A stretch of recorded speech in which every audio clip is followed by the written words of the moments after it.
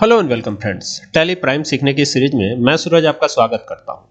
और आज की भी ये जो वीडियो है ना, ये टैली प्राइम की बेहद अच्छी वीडियो होने वाली है आपके लिए। बेहद जो है इंटरेस्टिंग वीडियो होने वाली है आपके लिए, क्योंकि आज के इस वीडियो में हम डेबिट नोट के ऊपर डिस्कस करेंगे। ठीक है, डेबिट नोट आपने पहले भी किया होगा, लेकिन समस्या ये है कि डेबिट नोट करने पर कुछ चीजें आपको शायद समझ में नहीं आती होंगी। जैसे कि अगर आपने डेबिट नोट किया, जैसे मान लीजिए आपने सप्लायर से सामान खरीदा और खरीदने के बाद रिटर्न किया, तो रिटर्निंग एक तो ये देखेंगे कि कैसे एंट्री होती है, ये तो हम लोग पहले भी देख चुके हैं। लेकिन मेन टॉपिक क्या है कि रिटर्निंग के बाद कैश अपने आप रिटर्न आ जाता है कि नहीं आता, इसको प्रैक्टिकली जो है हमें देखना होगा। तो इसके लिए हम एक नई कंपनी से स्टार्ट करते हैं। हर बार हम लोग नई कंपनी से ही स्टार्ट करते हैं, तो नई कंपनी बना लेते हैं हम, और इस कंपनी को एक नाम प्रोवाइड कर देते हैं। जैसे यहाँ पर शॉपिंग मॉल कर देते हैं, SHOPPING,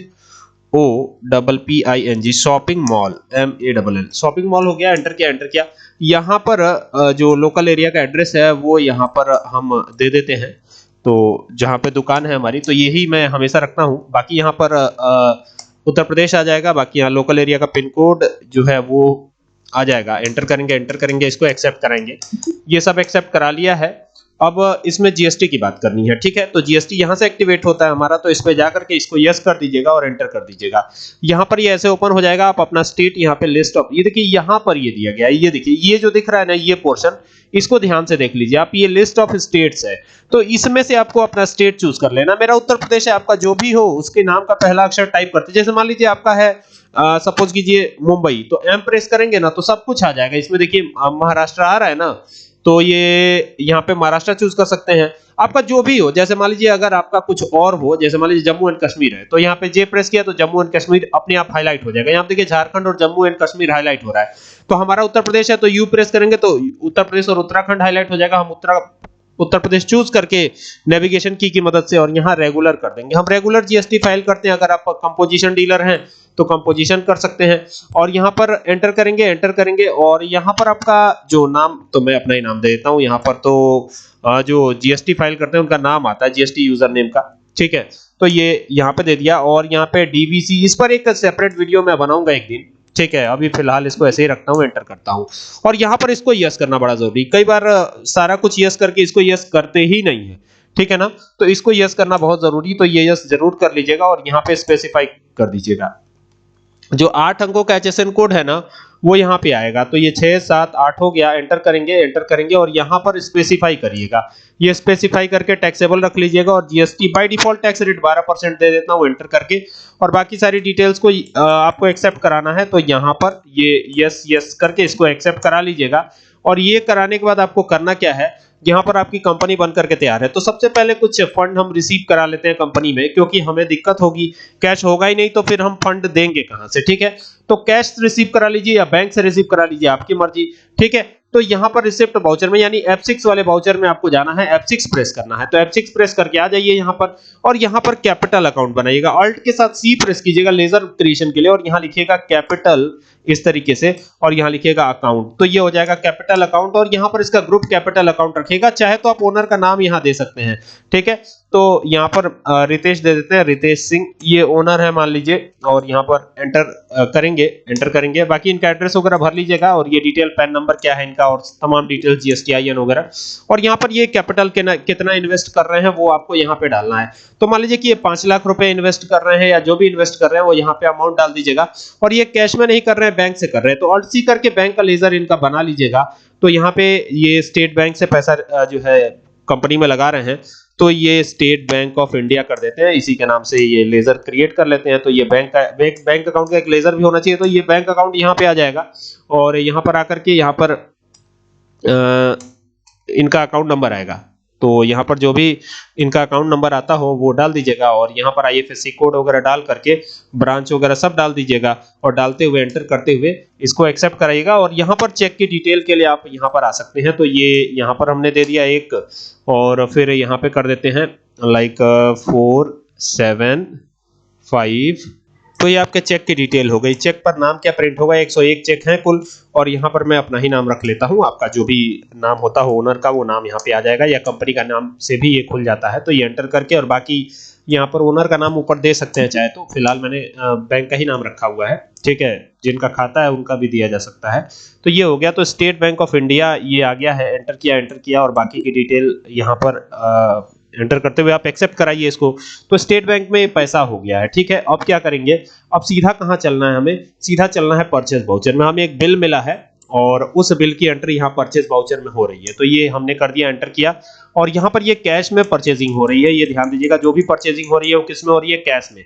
और यहाँ पर इनका जो GSTIN नंबर है वो डाल लीजिएगा, एंटर करिएगा, एंटर करिएगा, एंटर करिएगा और यहाँ पर परचेज अकाउंट का लेजर आएगा। तो ये परचेज अकाउंट कर दीजिएगा, ये हो गया परचेज A/C अकाउंट हो जाएगा, एंटर करेंगे और इसका ग्रुप आएगा परचेज अकाउंट। तो P प्रेस कीजिएगा और इसका जो ग्रुप होगा वो डाल दीजिएगा। उसके बाद क्या करना है, आपको सिंपली एंटर कर देना है, फिर एंटर करना है, फिर एंटर करना है, फिर एंटर करना है, एंटर करना है। यहाँ पर कोई भी चीज हमें ये नहीं करनी है। आप चाहे तो यहाँ पर भी टैक्स रेट सेट कर सकते हैं, स्पेसिफाई यहीं से कर देंगे तो यहीं से, अगर दोबारा से रीसेट करना चाहते हैं टैक्स रेट को तो यहीं से रीसेट हो जाएगा, लेकिन फिलहाल हम यही रखते हैं और एंटर करते हैं, इसको एक्सेप्ट कराते हैं। अब यहाँ पे बात आएगी स्टॉक आइटम की, Alt+C करके स्टॉक आइटम बना लीजिएगा, जो भी स्टॉक आइटम है आपका। तो यहाँ पर जो है हम एक स्टॉक आइटम बना रहे हैं, जैसे सपोज कीजिए स्टॉक आइटम का नाम है यहाँ पर लेनोवो लैपटॉप। तो यहाँ पे लेनोवो का लैपटॉप है ये, और एंटर किया, एंटर किया और इस ये जो है ये खरीदा जाएगा तो नंबर्स में ही खरीदा जाएगा। तो ये NOS कर देते हैं और यहाँ पे नंबर्स कर देते हैं, NUMBERS नंबर्स। और यहाँ पे UQC कोड यानी यूनिट क्वांटिटी कोड आप डाल सकते हैं। यहाँ पर आप देखिए तो यूनिट क्वांटिटी कोड आपको नंबर्स नजर आएगा, तो ये नंबर्स कर दीजिएगा, एंटर कर दीजिएगा और बाकी यहाँ पर डिटेल डालते हुए, एंटर करते हुए आप चाहे तो यहाँ से भी अल्टर कर सकते हैं। यानी अगर आप चाहें तो यहाँ से GST की डिटेल 12% बाय डिफॉल्ट दी गई है, तो यहाँ से चेंज भी कर सकते हैं आप। तो यहाँ पर आप HSN कोड डालेंगे, अपना 8 अंकों का जो भी HSN कोड है वो आएगा, एंटर करेंगे। डिस्क्रिप्शन में गुड्स या कुछ भी ऐसे डाल दीजिएगा, जो भी चीज है तो ये डाल दिया और यहाँ पे फिर स्पेसिफाई करिएगा। तो यहाँ पर आप चेंज भी कर पाएंगे टैक्स रेट, जैसे मान लीजिए इस पे 5% लग रहा है तो 5 कर दिया और एंटर कर देंगे, एंटर कर देंगे, इसको एक्सेप्ट कराएंगे। अब मान लीजिए कि ऐसे 50 लैपटॉप परचेज किए जा रहे हैं और हमको खरीद रेट 25,000 रुपए की पड़ रही है। कितनी पड़ रही है, 25,000 रुपए। अभी 25,000 की तो पड़ रही है, लेकिन इस पर टैक्सेस भी अप्लाई होंगे। तो यहाँ Alt+C करके CGST करेंगे, CGST, और यहाँ पर जो है यहाँ पे क्या करेंगे, ड्यूटीज एंड टैक्सेस में जाएंगे। तो ये ड्यूटीज एंड टैक्सेस ग्रुप याद रखिएगा, ड्यूटीज एंड टैक्सेस ही होता है। GST करेंगे, CGST करेंगे और यहाँ पर जो है नॉर्मल राउंडिंग करेंगे, एंटर करेंगे, इसको एक्सेप्ट कराएंगे और यहाँ पर एंटर करेंगे और यहाँ Alt+C करके SGST करेंगे, एंटर करेंगे, एंटर करेंगे और ये देखिए ये GST रहेगा और बाकी यहाँ पर जो है SGST कर दीजिएगा और यहाँ पर आकर के नॉर्मल राउंडिंग एंटर करके इसको एक्सेप्ट करा लीजिएगा। तो ये एक्सेप्ट हो जाएगा और देखिए CGST SGST दोनों ही कैलकुलेट होता हुआ नजर आ रहा है। बाकी यहाँ पर ई वे बिल आप दे सकते हैं, डिस्पैच कहाँ से हो रहा है ये और तमाम डिटेल, ठीक है। तो यहाँ पर जैसे मान लीजिए कि डिस्पैच हो रहा है देवरिया यूपी से, तो यहाँ देवरिया कर दिया और ये जा कहाँ रहा है, जहां भी जाए उसका पूरा डिटेल यहाँ पे शिप टू, ठीक है। तो शिप टू में जहां जाएगा उसका नाम, तो जैसे मान लीजिए गोरखपुर में जा रहा है या कहीं भी जा रहा है तो ये इस तरीके से आप दे सकते हैं। और बाकी यहाँ ट्रांसपोर्टर नेम वगैरह सब डाल करके एंटर करते हुए इसको एक्सेप्ट करा लीजिएगा। यहाँ पर आप नरेशन भी डाल सकते हैं, क्या लिखेंगे, लिखेंगे द गुड्स यहाँ पर हैव बीन, चूंकि हमने परचेज किया और कैश में किया है, हैव बीन परचेज्ड PURCHASED। अब टोटल जो है प्राइस यहाँ पे दे देंगे विथ कैश रुपीज, कैश में परचेज किया गया ना इसीलिए यहाँ पे कैश लिख रहा हूँ, कैश रुपीज RS करते हैं इस तरीके से। कैश रुपीज कितना है तो 13,12,500, तो 13,12,500 यहाँ पे हमने डाल दिया, ये हो गया। और यहाँ पर ये नरेशन के साथ हमने एक्सेप्ट करवा लिया, तो ये हो गया हमारा। अब इसमें से लैपटॉप जो है कुछ डिफरेंट क्वालिटी के आ गए, लेनोवो के जो हमें चाहिए थे उनमें से सब तो नहीं है, लेकिन कुछ ऐसे लैपटॉप हैं, 5 या 7 लैपटॉप ऐसे हैं जिनको हमें रिटर्निंग में डालना है, ठीक है। अभी मैं आपको बैलेंस शीट दिखाता हूं, जरा बैलेंस शीट देखिएगा, ये बैलेंस शीट है हमारा, ठीक है। और इसमें हमने कितना कैश रिसीव कराया था, यहाँ पे 5 लाख रुपए, यहाँ पे देख सकते हैं आप 5 लाख रुपए रिसीव कराया था। तो अभी देखेंगे, अब यहाँ पर आप देखेंगे तो आपको कैश इन हैंड तो आपको वही दिखाई, अब देखिए ये कैश इन हैंड है, ये देखिए ये कैश इन हैंड क्या दिखा रहा है, ये कैश है और ये कैश में जो है परचेज हुआ है ये दिखा रहा है। ये ध्यान दीजिएगा, ये कैश में क्या हुआ है, परचेज हुआ है आपका, और यहां पर ये चला गया है किसमें, माइनस में। ये देखिएगा यहां पर ये माइनस में जाता हुआ नजर आ रहा है। भले ही हमने पैसा रखा है लेकिन वो रखा है बैंक में, तो बैंक में जब पैसा रख देंगे तो उसमें से पेमेंट देना फिर कैसे देंगे वो देखना पड़ेगा। ठीक है ना। तो यहां पर अगर मैं ध्यान दीजिएगा, ये जो माइनस में चल रहा है ये बहुत जो है डिटेल में अगर खोजबीन होगी तो ये पता चलेगा, ये ध्यान दीजिएगा। और अगर मैं यहां पर आकर के ध्यान दीजिएगा, मैं यहां पर आया, ठीक है, कितना कैश माइनस में जा रहा था ये मैंने आपको दिखाया अभी, ध्यान दीजिएगा। अब यहां से मैं चलता हूं, कहां चलूंगा, सीधा चलूंगा जो है रिसिप्ट वाउचर में, वापिस आया रिसिप्ट वाउचर में और यहाँ कैपिटल पे आए और मान लीजिए कि 12 लाख रुपया कैपिटल कैश में रिसीव करा रहा हूं। किस में रिसीव करा रहा हूं? कैश में। ध्यान दीजिएगा, ये किस में करा रहा हूं? कैश में करा रहा हूं। तो ये 12,000 हो गया, ये हो गया 1,20,000 और ये 12 लाख रुपया हो गया। तो 12 लाख रुपया स्टेट बैंक से नहीं, कैश में रिसीव करा रहा हूं, तो ये कैश कर रहा हूं, ठीक है, ध्यान दीजिएगा। तो यहां पर कैश कितना माइनस में जा रहा है, जरा देखिए, 1,12,500। अब ये 1,12,500 का चक्कर क्या है? जब मैं सीधे तौर पर, ध्यान दीजिएगा, जब मैं सीधे तौर पर कैश रिसीव करा देता हूं तो वो सीधे तौर पर माइनस हो जाता है जो हम कैश में परचेज किए होते हैं, ठीक है ना। और अगर हम सीधे तौर पर जो है नहीं करते हैं, बैंक अकाउंट में डालते हैं, तो फिर गड़बड़ है। अगर सीधे तौर पर कर दिया तो ठीक है, नहीं तो बैंक अकाउंट में डालेंगे तो बैंक अकाउंट से उसको माइनस करवाना पड़ेगा, ठीक है, उसकी एडजस्टमेंट एंट्री पास करनी पड़ेगी आपको, ठीक है।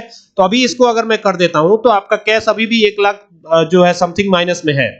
तो अगर इसको सही करना है तो फिर वापस आना पड़ेगा और फिर यहाँ 2 लाख रुपए जो है कैश इसमें रिसीव करा दीजिए। तो जब 2 लाख रुपए रिसीव करा देंगे तो काम हो जाएगा आपका। ये देखिए, ये 2 लाख रुपए डाल दिया हमने, एंटर किया।